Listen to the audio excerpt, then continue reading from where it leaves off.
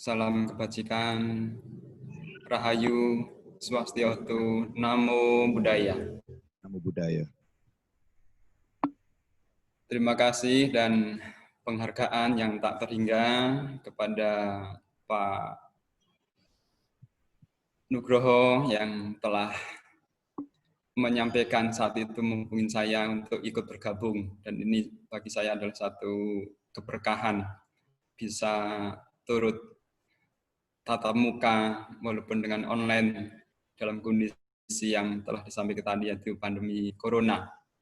Dan itulah bagi orang-orang tua kita selalu menyampaikan bahwa setiap kondisi, event, momen, atau kejadian ternyata selalu ada hal-hal yang positif di balik dari hal yang secara umum dinyatakan tidak menyenangkan, bahkan mungkin sangat-sangat menyakitkan. Dan inilah bukti bahwa saat dalam kondisi kita corona, pandemi, namun ternyata ada hal yang luar biasa. Kita bisa bincang-bincang secara keagamaan dari berbagai macam, ya, dari agama-agama, dari tokoh-tokoh yang sangat-sangat luar biasa, dari waktu tanggal awal, ya, yaitu tanggal 26 pembukaan dan 27 kemarin dan untuk selanjutnya sekarang. Oleh itulah untuk singkatnya dan supaya sedikit banyak kita juga sambil melihat data-data tentang apa yang saya akan sampaikan, ya, saya akan menggunakan screen, ya.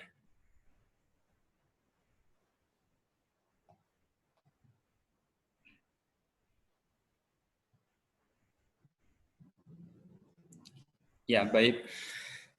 Seperti yang telah kita jadwalkan, ya, dari host maupun juga dari Pak Nugroho sebagai inisiator dari acara ini, ya, bahwa malam ini kita akan membicarakan tentang kemanusiaan itu satu. Bapak-bapak hadirin sekalian, kalau kita membicarakan tentang kemanusiaan, Siddhartha 2600 tahun lampau itu telah memulai, yaitu dengan di saat melihat kondisi kerajaannya yang sudah tentu melihat ada orang sakit, orang tua, dan orang mati. Disitulah sifat dari kemanusiaan yang luhur itu telah dimulai. Sehingga di saat dengan rasa yang sudah tentu dengan berbagai macam pertimbangan, bahkan juga bisa dikatakan tidak tega, ya, meninggalkan istana. Dan di saat itu ketemu dengan beberapa raja-raja setelah dalam pengembaraannya. Ternyata hanya satu yang disampaikan, yaitu adalah ingin mencari obat agar orang tidak tua, sakit, dan mati. Dari usaha upaya yang sedemikian luar biasa karena harus bertapa 6 tahun dan akhirnya bisa merealisasi, ya, pencerahan dan akhirnya menjadi Buddha. Dan dalam kehidupan yang kini akhirnya kita semua alami, ya, bahwa obat yang dimaksud itu adalah dharma atau ajaran kehidupan. Dharma atau ajaran kehidupan dari Buddha ini terdiri dari 42.000 topik. Kalau sekarang mungkin seperti materi begitu. Yang dibabarkan, ya, yang dibabar 45 tahun, dan kira-kira kalau diambil rata-ratanya itu tiap hari Buddha itu berkhotbah dengan 3 topik. Dan dari 42.000 topik dhamma yang ditinggalkan sebagai obat kehidupan itulah yang dirangkum akhirnya menjadi Tipitaka, yang artinya adalah 3 tempat atau 3 keranjang. Kita akan melihat tentang satu penggambaran di dalam Buddhis ya. Mungkin Paen kenal dengan Cokro Manggilingan mungkin ya. Kurang lebih ternyata di Buddhis sungguhnya ada penggambaran yang hampir sama tetapi memang sedikit berbeda. Hal yang menjadi penting di sini adalah bahwa ini digambarkan dengan ada tengkorak, inilah yang dikatakan sangkala. Jadi kita dalam kehidupan ini dicengkram oleh kala, ya. Kala adalah waktu, ya. Api yang membara adalah bahwa kita selalu dibakar, selalu dikejar ya, oleh sang waktu itu sendiri. Ya. Api melambangkan dari berbagai macam nafsu, ya, dan lain-lainnya yang akan itulah siklus dari kehidupan kita. Di situ digambarkan bahwa ini adalah penggambaran dari 31 alam kehidupan. Di dalam satu alam kehidupan itulah Buddha ya, dalam pengertian yang sesungguhnya adalah di luar dari 31 alam kehidupan. Dan di dalam alam kehidupan itulah di saat Buddha berada di mana, maka dilambangkan dengan di sini adalah ada cakra. Ya. Maka cakra itu melambangkan dari ajaran Dhamma itu sendiri. Baik, saya akan lihatkan sedikit tentang alam kehidupan. Ya. Inilah yang sesungguhnya sering disampaikan dengan beberapa pengertian-pengertian. Ya. Alam manusia itu ada di dalam tingkat 5. Ya. Jadi setelah niraya itu adalah neraka, ya. Tiracana alam binatang, peta yoni adalah alam peta atau setan, ya. Asura yoni adalah asura ya, atau raksasa. Kemudian manusia itu ada di tingkat ke-5. Namun alam manusia ya, itu di label ini adalah dijelaskan bahwa manusia termasuk adalah alam surga. Ada 6 alam dewa atau alam surgawi. Ya. Jadi alam surgawi ada 6, Catu Maharajika, Tawatimsa, Yama, Twisita, ya, dan lainnya. Kemudian Catu Maharajika inilah satu alam yang sering dikatakan sebagai mereka para penjaga dunia ini. Yang luar biasa sungguhnya adalah bahwa alam surgawi yang paling dekat dengan kita, yaitu Catu Maharajika ini, ya, ternyata usianya luar biasa. Ya. Di alam manusia ini hitungannya sudah 50 tahun, ya. Ternyata di sana baru 1 hari 1 malam. Itu di alam surgawi yang paling dekat dengan kita, Catu Maharajika. Sehingga kalau dihitung dengan rata-rata alam mereka, yaitu yang ditulis di sana ada 500 tahun surgawi, ya. Kalau dikalikan 50 tahun, ya, sehingga rata-rata mereka hidup itu 25.000 tahun. Lalu bagaimana perbedaannya sedikit manusia dengan alam surgawi? Ya. Di alam surgawi tidak ada usia. Yang dimaksud adalah tidak ada dewi itu menjadi nenek atau nenek dewa atau nenek dewi, kakek dewa, ya, tidak ada. Tapi mereka itu adalah hidup dengan kondisi yang luar biasa. Kalau toh waktunya nanti masa hidupnya di alam itu telah tiada, artinya telah habis, dikisahkan bahwa seperti orang keringatan saja, panas rasanya panas, keringatan, cahaya badannya itu mulai redup dan hilang begitu saja. Nah, itulah bedanya di alam sana. Namun di alam manusia menjadi spesial khusus, ya. Buddha pun menyatakan bahwa alam manusia ini khusus, istimewa, ya. Karena mereka para makhluk-makhluk agung itu dilahirkan dan mencapai pencerahan pun di alam manusia. Buddha, calon Buddha lahir di alam manusia untuk menyempurnakan kebajikannya. Bahkan juga para pendiri, pemuka-pemuka agama juga lahir di alam manusia untuk menyempurnakan dan mengajar kepada manusia. Yang menjadi lagi adalah bahwa di antara dewa-dewa yang luar biasa yang berada di alam surgawi itu, ya, ternyata mereka juga masih banyak yang, maka dikatakan di sini adalah kamaloka, masih alam nafsu. Mereka masih juga ada yang berkelahi, bertengkar, artinya bercekcok, sehingga pada suatu waktu, ya, di saat Sang Buddha itu berada di suatu, bahkan beberapa kali, dewa-dewa pun mereka ternyata turun, ya, menghadap kepada Buddha itu untuk mendapatkan wejangan-wejangannya. Maka itulah dalam satu sutta yang dijelaskan bahwa Sata Dewa Manusanang, bahwa Buddha itulah guru manusia dan dewa. Sata Dewa Manusanang, ya. Jadi guru dewa dan manusia. Bapak sekalian, ya, di situ dituliskan dengan beberapa tahapan-tahapan, ada jana 1, jana 2, jana 3 dan lainnya. Itu tahap-tahapan bagi mereka-mereka yang telah melatih untuk menjadi kesiapan kematangan batiniahnya akan mencapai tingkatan-tingkatan seperti itu, hingga sampai nanti sesungguhnya ada 3 tingkatan, ya, yaitu alam kamaloka, rupaloka, dan arupa.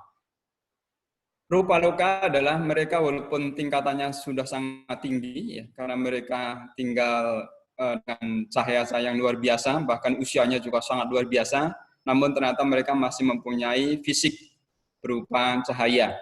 Barulah yang arupaloka, ya, mereka dinyatakan bahwa tidak lagi punya fisik, hanya mempunyai kehidupan batiniah. Itu kira-kira gambaran bagi kehidupan di semesta ini atau di dunia ini. Kemudian kita akan sampai pada siapa itu manusia. Manusia, ya, di dalam Pali dituliskan manusa, yaitu berasal dari manu dan asa. Manu atau mano adalah pikiran atau akal budi. Asa adalah makhluk.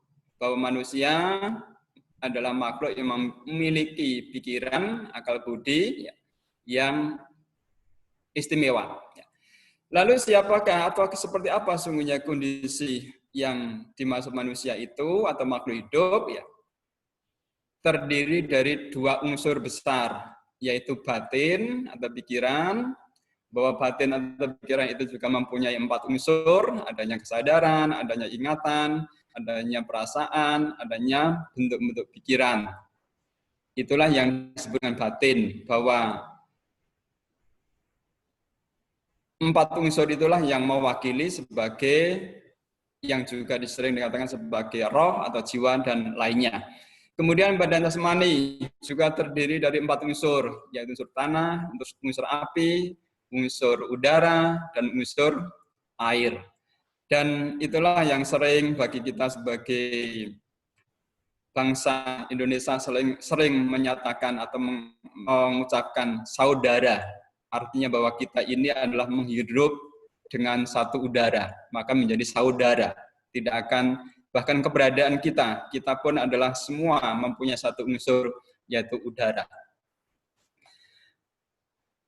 Unsur-unsur yang secara harafiah, ya, maka kalau kita uraikan, ya, sedikit, misalnya unsur tanah, unsur air, unsur api dan lainnya, ini yang sungguhnya menjadi membentuk fisik kita ini.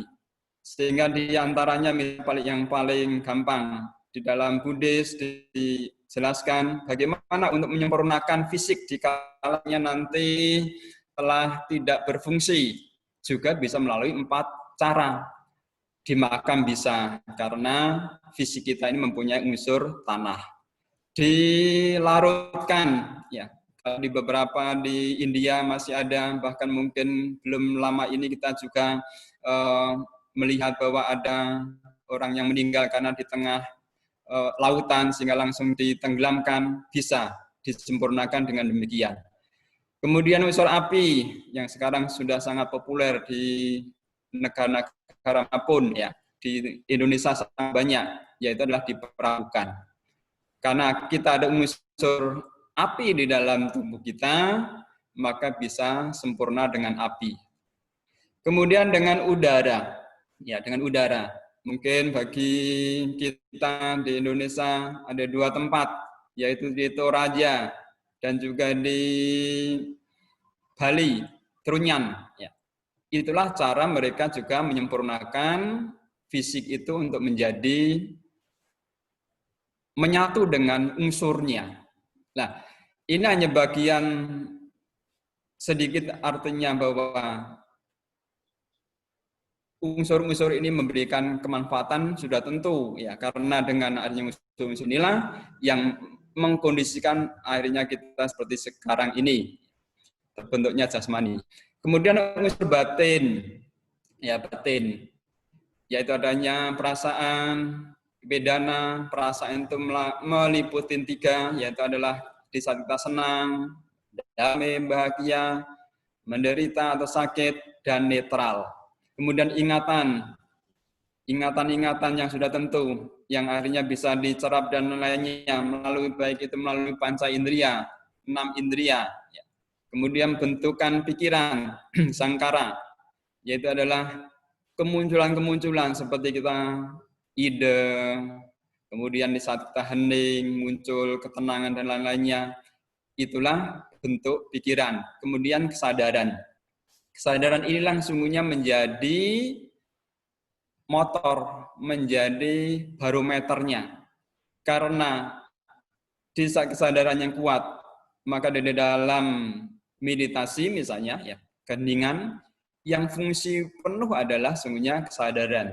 Kesadaran inilah yang mengendalikan atau mengontrol perasaan supaya tidak larut dalam kesenangan, supaya tidak larut dalam kemenderitaan atau kesedihan, supaya tidak mengingat hal-hal yang tidak menyenangkan, atau juga bahkan sebaliknya, tenggelam kepada hal-hal yang menyenangkan. Nah, kemudian bentuk-bentuk pikiran di mana supaya menjadi bisa terkondisikan bahwa bentuk-bentuk pikiran kemunculan, ya, itu bisa diketahui. Seringkali bahwa kemunculan atau bentukan pikiran itu sangat luar biasa banyaknya. Namun karena tingkat kesadaran kita di saat tertentu, ya, kita tidak bisa memperhatikan. Contoh paling gampang misalnya kita mau kesel, mau marah misalnya. Di saat mampu disadari, dilihat dari mula munculnya, maka menjadi tidak jadi. Tetapi karena kita seringnya adalah sudah terlanjur, menjadi bentuknya adalah pikiran, nah, disinilah sedikit berbedanya, pikiran dan batin. Batin adalah meliputi 4 unsur ini, kemudian pikiran itulah yang mengolah. Di saat kita sudah mengolah, di saat kita sudah menjadi rencana, di saat kita sudah menjadi upaya-upaya dan lain-lainnya, pemikiran, itulah pikiran. Nah, 4 hal unsur inilah yang sering kita sebut sebagai jiwa atau sukma atau roh. Manusia agar menjadi berkemanusiaan, disitulah maka perlunya, ya, karena kita rata-rata adalah sama, kita mempunyai 4 unsur tadi secara batiniah, kita mempunyai 4 unsur secara jasmani, maka sungguhnya kita adalah sama. Yang membedakan adalah maka perlunya yang Buddha sebut sebagai obat. Karena obat ini adalah obat keseluruhan dari kehidupan itu sendiri, yaitu adalah dhamma. Meliputi menjadi pikiran, ucapan, dan tindakan. Di saat kita berada di rel dhamma, berada dalam koridor ajaran, pikiran kita menjadi baik, ucapan kita menjadi baik, tindakan kita menjadi baik, disitulah akhirnya kita berada pada nilai yang kita sebut sebagai kemanusiaan atau manusia yang sesungguhnya. Pijakan untuk bisa kita menjadi nyata atau bisa dikatakan seperti apa harusnya yang kelihatan seorang itu bisa dikategorikan sebagai manusia itu. Di dalam Buddhis ada 5 pijakan, yaitu pertama adalah tidak menganiaya bahkan sampai membunuh makhluk hidup. Berupaya untuk tidak merusak, apalagi sampai mengambil barang-barang milik orang lain. Yang ketiga, berusaha untuk tidak berasusila atau berzina. Yang keempat, berusaha untuk tidak berucap salah atau berucap yang keliru, memfitnah, bohong, dan lain-lainnya. Yang kelima, suramiraya, tidak minum yang melemahkan kesadaran atau mabuk-mabukan. Pada suatu waktu, saya sendiri masih belum begitu memahami tentang tidak mabuk-mabukan. Ternyata ya, kita bisa melihat bahwa di saat dalam kondisi kesadaran seorang itu turun, mungkin di negeri kita ini banyak pentas-pentas yang sering akhirnya ada kesurupan-kesurupan. Ternyata di sana sangat nampak sekali ya, bahwa di saat seorang tidak kesurupan, misalnya di pemain reog dan lain-lainnya begitu, kalau suruh makan ayam hidup gitu, dia tidak mau, ya, tidak mau sekali.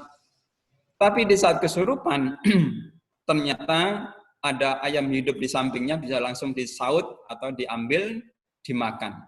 Di saat ditanya kenapa seperti itu, wah itu sangat enak sekali. Itu seperti Kentucky, seperti ayam yang sudah digoreng. Kenapa seperti itu? Kesadarannya menurun. Di saat dalam kondisi kesadaran menurun, maka kita berada dalam level yang bisa dikatakan jelek. Kalau tadi kita di alam, tadi adalah kita di tingkat 5. Mungkin kalau kita turun, bisa-bisa kita turun di alam manusia. Alam manusia, alam binatang tadi. Sehingga kalau misalnya kita sudah marah-marah, mencaci maki, itulah kesadaran kita turun di alam manusia, alam binatang. Belum lagi nanti turun lagi yang ke bawah lagi.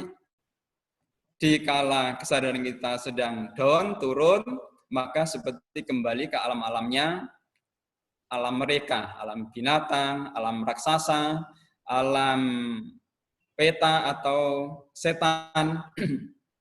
Sehingga walaupun kita wujudnya manusia, sering dikatakan seperti atau seperti raksasa atau seperti binatang.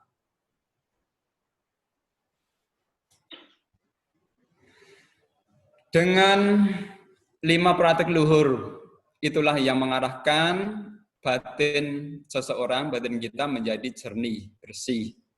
Dan disitulah bisa mengembangkan batin menuju puncak yang terbaik. Dalam hal ini ada pola, yaitu adalah bahwa dimulai dari pitaka, itu artinya mengarahkan di saat kita meditasi, samadhi, mengarahkan pikiran kepada objek, kemudian lama-lama akhirnya bisa konsentrasi kepada objek, kemudian tahap yang ketiga yang dikatakan piti, inilah yang kemarin lalu kita sempat bincangkan bahwa piti ini luar biasa. Kita bisa tenggelamkan kepada yang bisa juga salah, bisa juga menjadi hal yang benar. Tetapi bagaimanapun sungguhnya di tingkat piti ini ada tahapan. Kita sudah mencapai pada tahapan ketiga. Baru akan sampai pada kebahagiaan yang luar biasa, yaitu kebahagiaan yang tidak ada di dunia secara duniawi, karena itu kebahagiaan tiniyah. Kemudian ekagata, yaitu kemanunggalan batin dan jasmani. Disinilah juga dikala seorang telah sampai pada titik itu, yang ada kalanya mungkin bagi orang-orang tertentu ya, serasa tidak ingin kembali ke dunia ini.